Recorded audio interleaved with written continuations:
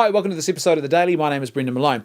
A couple of days ago, the Otago Daily Times, which is a newspaper here in New Zealand, published an interesting article about a public discussion that's going on in Japan at the moment around end-of-life care issues, and particularly focused on the question of allowing patients the right to refuse extraordinary or burdensome treatments that unnecessarily prolong their lives. Now, what was interesting about this article is effectively conflated this act of refusing a burdensome or extraordinary treatment with the act of euthanasia. Now, this happens a lot, but it's a big error. It's a huge mistake. Euthanasia is not when someone says no to a treatment that is unnecessary, that unnecessarily prolongs their life, that is burdensome or extraordinary.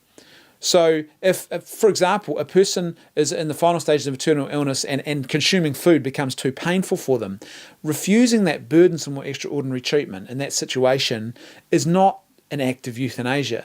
Yet it's amazing how often these two things get conflated and confused as if they are. And it suggests that a lot of people don't understand the difference between euthanasia and assisted suicide and genuine end-of-life care and autonomy for a patient. And it also suggests that a lot of people don't realise that actually saying no to extraordinary or burdensome treatments is not illegal, it's not unethical, and patients actually have the right and the entitlement, particularly in this country and in most Western countries, to actually say no to such things.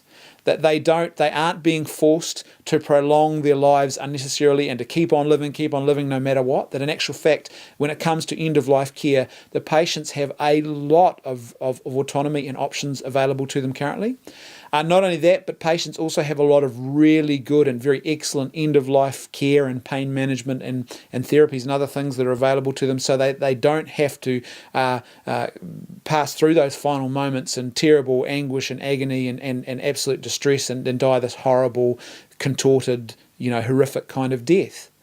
So, for example, it's not euthanasia. This is another big confusion that people get. It's not euthanasia to slowly increase a person's pain medication in order to alleviate their suffering, even though increasing that pain medication incrementally might result in hastening their death. The intention of the physician obviously is not to kill the patient, it's to relieve their pain. Their intention is not to bring on a speedy death, it's to, in actual fact, to help the person transition in those final moments well. But a lot of people think wrongly that is euthanasia. It's not. And it also suggests that people think that way, suggests that a lot of them also wrongly believe that, providing good pain relief is somehow illegal in this country and that we need to change the laws to make that happen.